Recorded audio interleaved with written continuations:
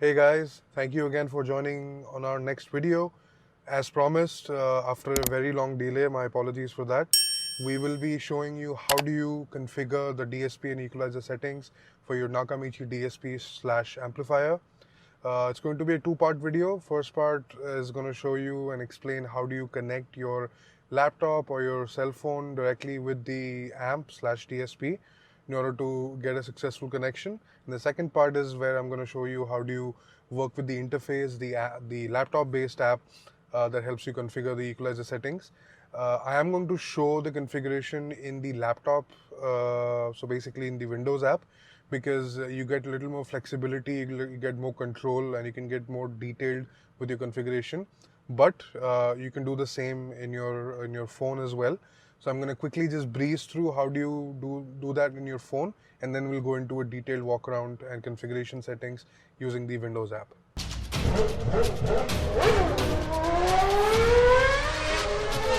Alright, so one way of connecting your DSP slash amp to your phone, to any interface, is using your phone. And when I say phone, obviously it's going to be an app. I'm going to show you how do you download the specific Nakamichi app to connect your DSP for an iOS device. The steps remain pretty much the same for an Android phone as well. So just instead of looking for it in the iOS App Store, you look for it in the Apple Play Store and look for the app and download it, right? So the first step is open up the iOS App Store. Once you've opened it, you would see you should be able to search with the word Nakamichi. When you search for it, you may just find more than one result. So you may find the DSP option, you may find K, AMC, radio, so on and so forth. For the model number that I'm using, the one that worked for me is the Nakamichi K app. But sometimes, depending on the model that you have, if you have an advanced model maybe, you may just have to download the Nakamichi DSP app. Either way, you see that I've tried it myself. But yeah, once you've sort of downloaded the app, you open it up. When you open it up, you would actually see it lets you pick through different model numbers. So make sure that you know your model number. You'll know that you looking through your instruction manual or just a product box, and you select the model number. Once you've selected the model number, make sure that your Bluetooth is enabled. Once you make sure your Bluetooth is enabled, you would now have to connect this interface or this app with your DSP. How do you do that? Click on this Wi-Fi icon at the top right corner, and it'll start connecting with your app, with your DSP automatically. And if you have any configurations done, it'll preload it. As you can see, I've done my own configuration and it's preloaded it. That's it. So that's basically how you connect your iOS app via Bluetooth to the DSP slash amplifier. And then anytime if you want to make any changes on the fly, you can just do that using a Bluetooth app. You don't have to carry your laptop all the time. As you just saw, the way we would connect the DSP slash amplifier, the Nakamichi DSP amplifier, that would be the first step to basically connect the hardware, your laptop, to the amp. The next step and the most important step would be to basically configure your audio settings. What we do behind the scenes using the app after you've connected your laptop to basically configure the audio output as per your liking and your listening pleasure. In order to do that, the first step would be to install the Nakamichi app. You can do that from the Nakamichi website. It's readily available. It's a Windows app, so it'll be on a .exe extension. Once you've downloaded it, it should be available in your computer, and then you can just pin it to your taskbar or show it on your desktop, either way. Once you launch the app, it'll basically let you pick the model number that you have, your DSP slash amplifier model number. You would know your model number looking at the instruction manual, the actual DSP itself, or even the box of the DSP. It will tell you the model number. So select your model number. I'm going to pick 4065AU. Basically, that's what I have. And I'll click on OK. The moment you click on OK, you will get this screen, which is basically, it looks a little overwhelming at the first glance because you see a lot of settings, a lot of toggle bars, volume bars, and so on and so forth, with a lot of numbers being displayed, which may just overwhelm you immediately. I honestly was overwhelmed, I'll be honest. But as you get used to it, when you play around with it a little bit, with a little bit more, spend some time on it, you start getting the hang of it. It's as good as learning how to drive. When you look at all those pedals, the dials, and everything, it might get confusing at the beginning, but then you obviously get the hang of it eventually. So once you open the DSP tuning app, this is your home screen. This is the only screen, as a matter of fact, which has a lot of options, top down, left to right. Let me help you with the navigation. Right up at the top, it'll tell you which model have you connected it to, and it'll tell you whether it's connected or not. Basically, whether the app through your hardware interface, your laptop, is that connected to the amplifier / DSP. It is very imperative that you decide the input source first. The input source basically lets you pick the input that your DSP or the amplifier is getting from your head unit, your stereo. 9 out of 10 times it's going to be analog. Obviously you will have RCA cables being drawn out of your stereo and then being connected to the DSP / amp. So it is going to be analog. But if there is, let's say if you're testing it, for whatever reason, if you just purchased it and you're testing it before you do anything, you may just have connected it through Bluetooth, through your phone directly, and that's why you're tuning it, or you may have connected it through USB. The other reason why you may pick analog or Bluetooth over analog is, let's say if you're playing your music directly through the app and not through your stereo unit, through the DSP and not through your stereo unit, you would do that using Bluetooth on your phone, which would stream directly to the DSP / amp, and that's how you get the output. If that is the case, then you select the input source as BT, Bluetooth, or let's say if you have a pen drive that you've connected to the USB port of the app, you've connected an iPod or any other media player directly through a USB interface to the DSP, you would then pick the USB input source. But otherwise, for anything else, for the most common form of usage, it's going to be analog, because you would most likely just use RCA cables that your audio, your local audio guy has done the installation using. The other options that you get at the top are memory. So this lets you basically save whatever changes you make into a preset. You can load from your existing list of presets, and then it lets you pick from 2 different sections where you can save and load presets from. It can be within the machine. So when it says machine, it's the application's own memory interface that can let you save and load from. And then of course you have your PC presets as well. So PC presets, as the name suggests, instead of using the app's memory interface, you're actually saving your presets in your computer, and you can load from your computer. All is a combination of PC and machine. Simple as that. Under options, you can pick your language that it displays the app natively. You can select the noise gate. Noise gate is basically your, it's like a filter that blocks out unnecessary noises and filters out anything which is not directly being sent as music input or audio input to the amp. It can be like static or whatever. You may have experienced if your grounding in your vehicle is not correct. The moment you switch on your car, you get this slight high frequency static noise out of your subwoofer, even from your speakers sometimes. So you can change your noise gate accordingly. So if you have that static noise, you can increase the noise gate to a certain level to sort of mitigate that, counteract that. If you don't, you can pretty much reduce your noise gate to whatever value. The default value is set to 9.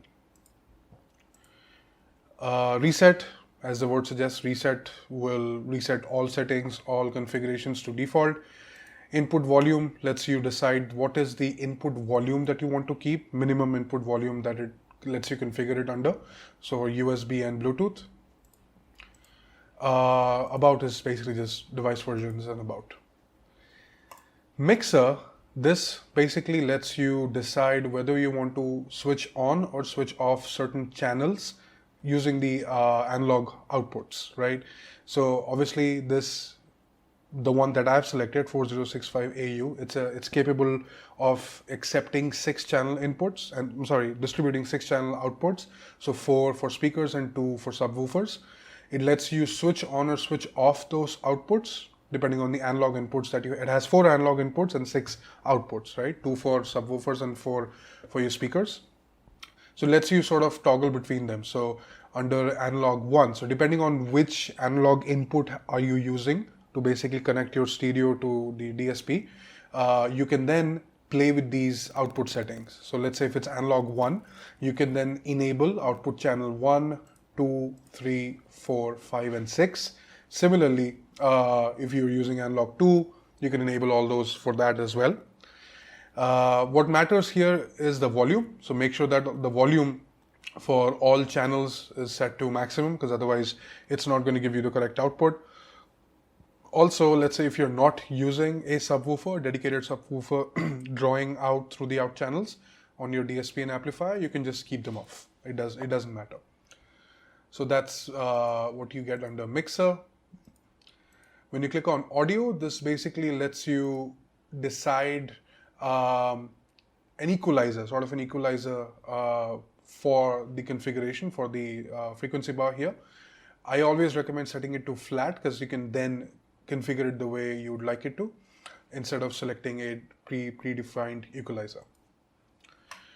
Now this section on the right, this vertical navigation bar, lets you decide settings for your high pass filter, low pass filter, and some of the EQ configuration options. That lets you decide how the curves work when you configure it. It lets you reset the equalizer to default, restore to what it was before you made the changes, reset the output, so these output volumes, delays, and so on and so forth. Link the output, extremely important, extremely helpful, and you can lock the output as well, so it won't let you make any changes. And then it lets you pick the delay unit. So if you're inputting delay parameters here, what kind of parameters are you trying to input? So is that milliseconds for time, centimeters for distance, and inch for distance, of course. Starting from the top, the high pass filter is basically a way for you to decide the quality of the output and where does it cut off, like where does it cut off the frequency of sound for a certain channel, right? So if you notice, there are obviously different high pass filters for each channel. I have selected channel 1 right now. It's off, so it's basically going to accept all frequencies under the high pass filter. Similarly, under channel 2, channel 3, channel 4, you can have individual high pass filters for each channel. Whenever you select each channel for configuration, you can decide its own high pass filter.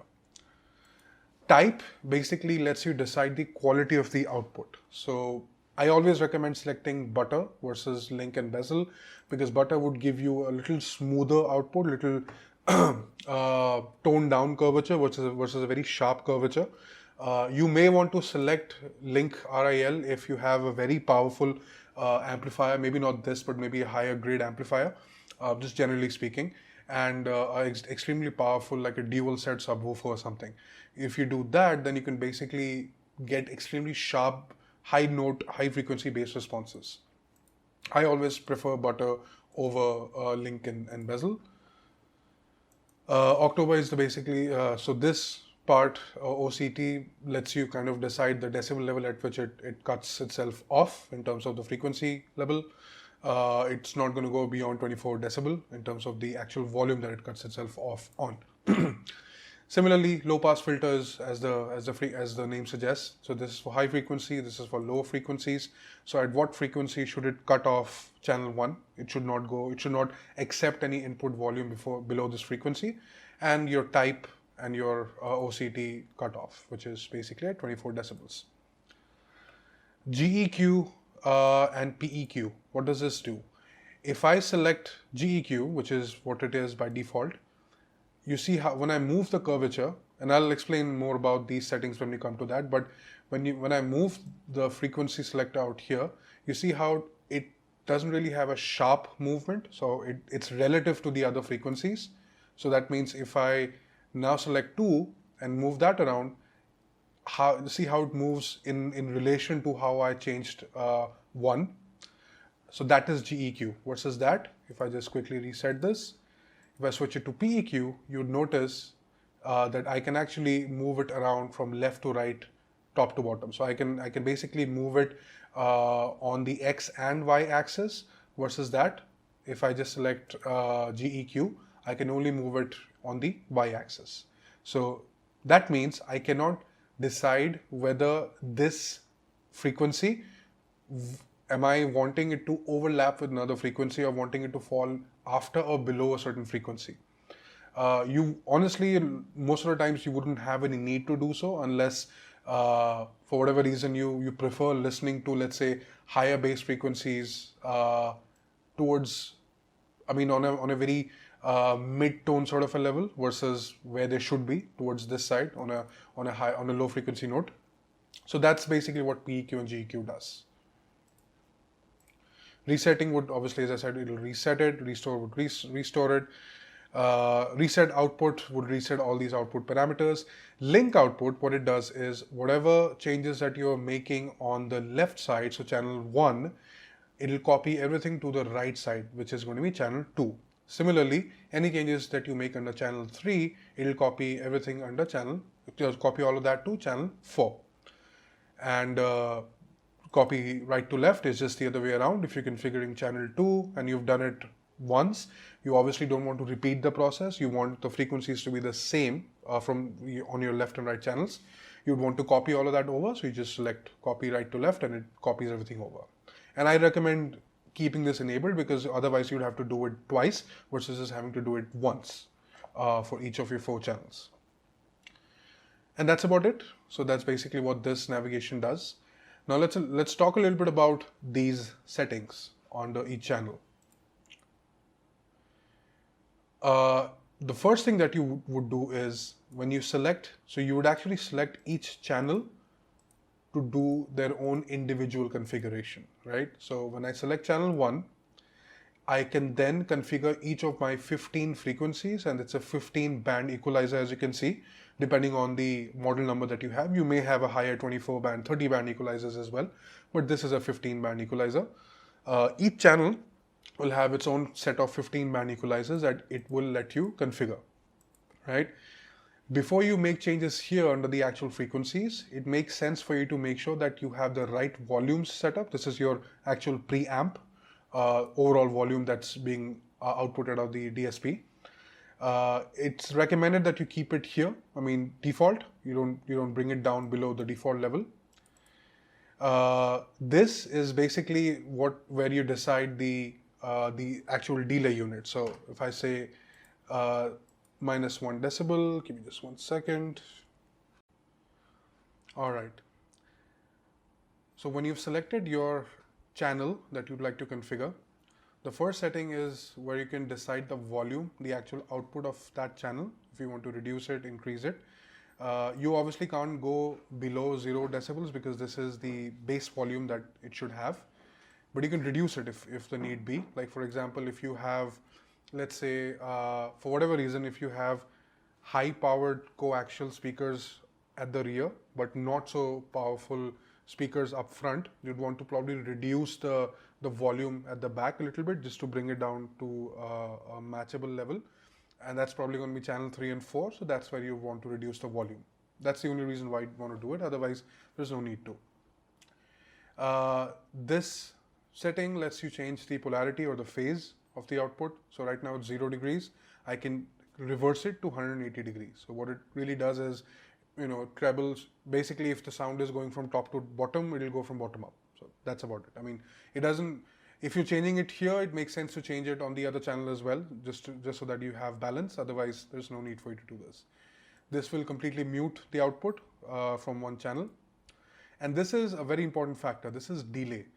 Although you can configure it here, this is not something that I can tell you what number should it have, really, because it depends on your listening pleasure, on what kind of delay do you really need. Delay essentially means when the output is thrown out of the DSP, should there be a delay in how late is it letting the sound go, right? Like for example, if the audio output is coming out of my channel 1 and channel 2 at the same time, and I'm not sitting in the middle, I'm sitting a little bit towards the right, then I'll listen to the channel on the right first and then the one on the left later, because they're being fired at the same time. Versus that, because obviously I'm driving, right? So I'm sitting on the right. If I have a delay on channel channel 2, for example, and then I don't have a delay here, that means I'm going to listen to this a little later and listen to this first. So that means this is going to hit me first and this is going to hit me later. So I would want the delay for channel 2 to be at a number where channel 1 and channel 2 hit me at the same time. I hope that makes sense. But the idea of doing this is kind of like, pun intended, two bullets coming towards your direction. You want both bullets to hit you at the same time, and if you're standing in the middle, they will, if they both are equidistant. But if you're not in the middle, if you're anywhere towards one of the other sides, towards closer to one of those guns, you would want to have a delay on the gun which is closer to you, so that it hits you slower versus the other one, because that's further from you, so it should hit you, it's going to be at its own pace, right? So that's what delay does, and it's very essential that you set the delay correctly, because that's when you get a very clean stereophonic effect. Stereo separation is correct, and it doesn't sound artificial. It sounds more natural, which is why I can't explain what the delay figure should be right now, like sitting in my room. But this is something that would make sense after you've configured it sitting in your car and in the position where you usually sit in, right? So if you usually chauffeur driven, chances are you would sit at the rear left passenger seat. But versus that, if you usually drive your car, you would obviously sit on the front right seat, right? So that's your positioning. And that's how you'd want to have delay configured for each of your 4 channels. One channel is for each speaker, and you'd want to have delays, right? So the way I have configured delay for my setup is I've got 1 second delay on channel 1, which is on my right. I've got no delay on my I've got half a second delay on my channel right, on the channel 1 on the right. No delay on channel 2. 1 second delay on channel 3, which is on my side but behind me, and no delay on the channel 4. So that ways, the channel behind me on the right is going to hit me pretty much at the same time as channel 1, as channel 3 and channel 4. So I'm basically sitting in the center of where the audio is converging. So that's the idea of setting a delay. If you know it conceptually, you'll know what number should it have and you can configure it. So, and these are the settings that you get under each channel. You even get it for your subwoofers, which kind of, it's interesting.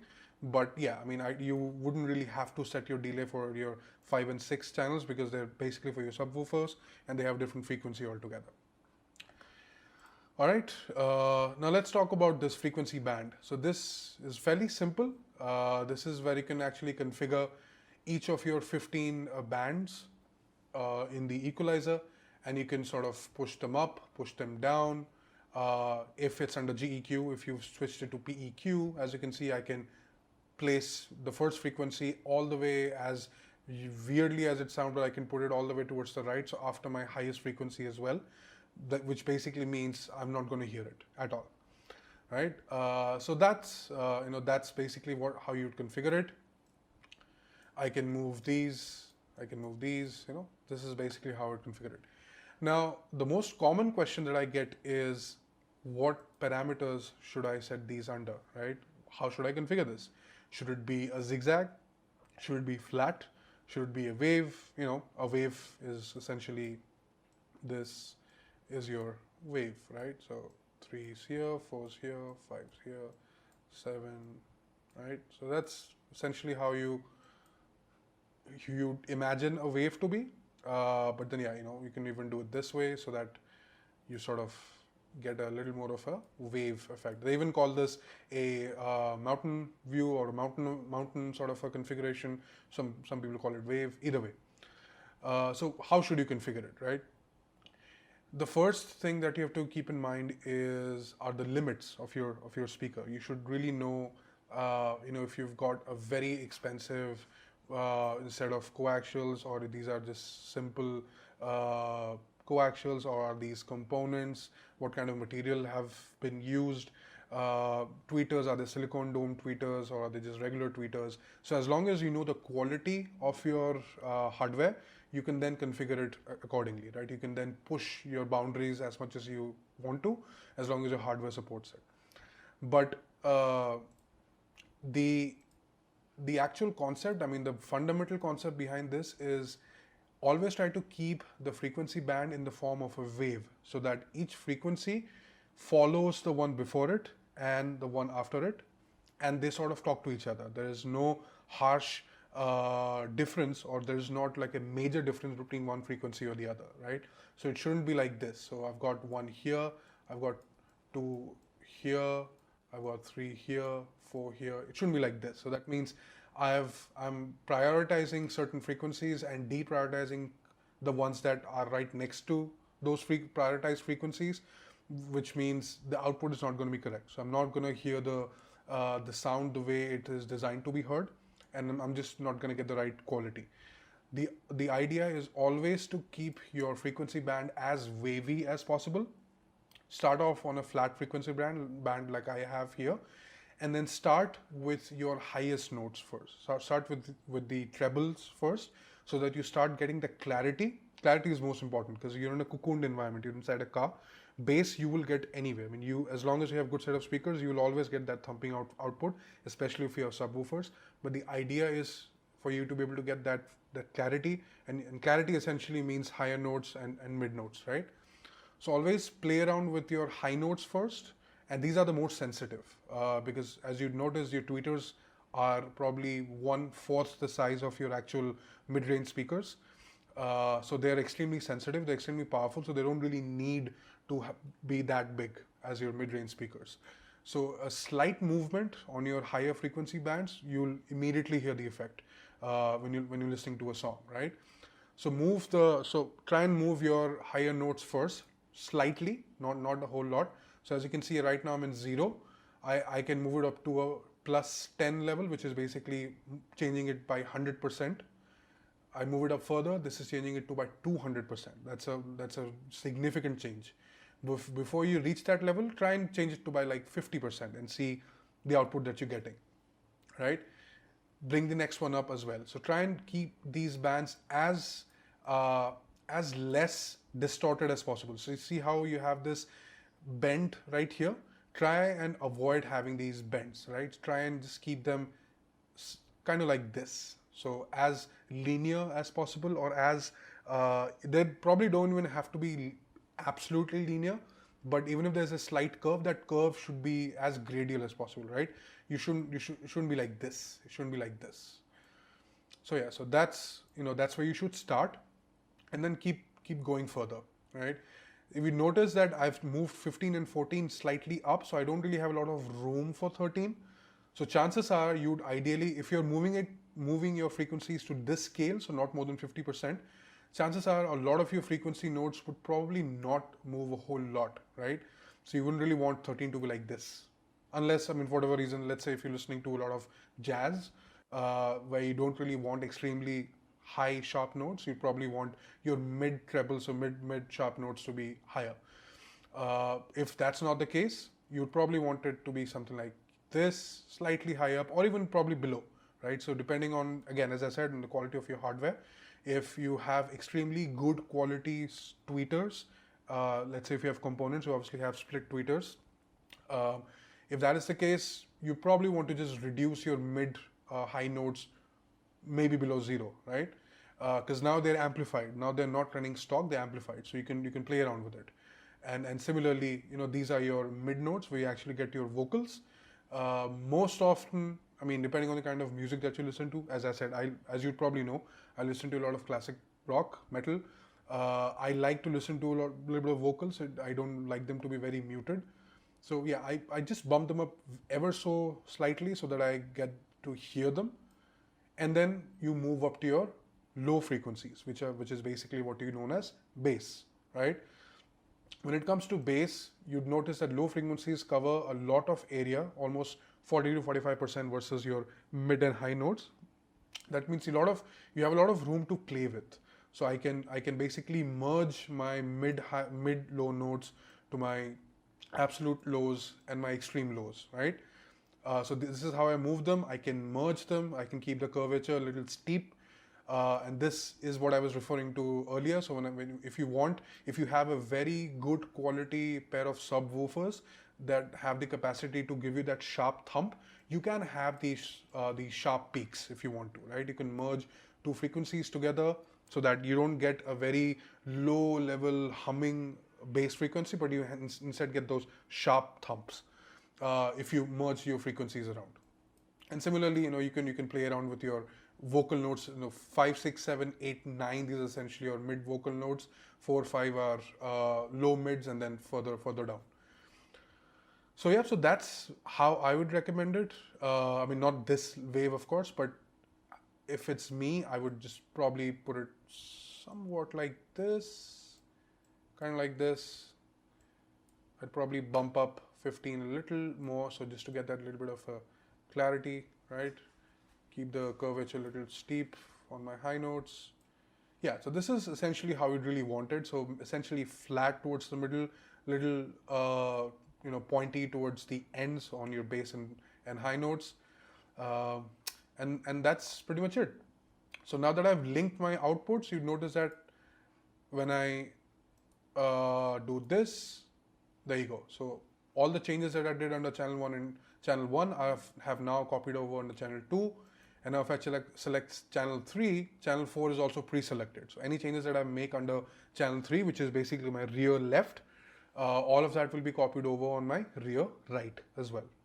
Similarly, both channels for my subwoofer. So as you can now see, the subwoofer range is very limited, right? As you know, subwoofer is purely for bass, and you basically just have a 7 or 7.5 band equalizer for your subwoofer. Having said that, you can move it around if you want to, but you're not going to hear anything because subwoofer is not capable of producing frequencies beyond this range, right? And that's where your filters also come into play. So you notice when I select the subwoofer 5 and 6, the frequency range between high pass and low pass is between 37 and 315. Versus that, my regular speakers range from 20 hertz to 20,000 hertz. You input these looking at your instruction manuals. Your instruction manuals for your speaker will tell you what your frequency ranges are, and you can basically insert these in. You don't really have to worry about what they should be. You can just, these are your parameters, your thresholds. You can just put these in from there. That's about it. So you've set your delays, you've set your frequency bars, you've set your volumes, all that good stuff. You've ensured that all your right output channels are enabled, full volume for the right analog inputs. What do you do next? You basically save it. So you save this into your machine if you want to, give it a name, or you can save it in your PC, whatever folder location, and that's it. Right now, I'm not connected to my amplifier, which is why it's saying unconnected. Had it been connected, it would immediately transfer this to the amplifier, and then obviously you'll start hearing your output as per the changes from your speakers and the subwoofer. And that should do it. It is as simple as that. It is just knowing which parameter does what and then just playing around with it as per your liking. This is just something that I recommended on the fly. This is probably not what you should be using, but as long as you know what changes have what effect, you can make those changes as per your liking, as per the kind of music you listen to, and then get the best output out of it. That is about it. Feel free to ask any questions, throw in your comments. After you've seen the video, do not forget to hit the like button, share the video, comment, and then subscribe if you find the video interesting. And we will be sure to come up with more content more frequently than how we have been so far. I know we've had almost a quarter, like a 3 months delay. Honestly, I wasn't keeping really well. I was a little busy with work as well. I was traveling, so I couldn't really make time to make these videos. But then I'll be sure to, I've heard your feedback. I'll be sure to post videos more frequently than before. Thank you so much for your support. Thank you very much. Have a beautiful day.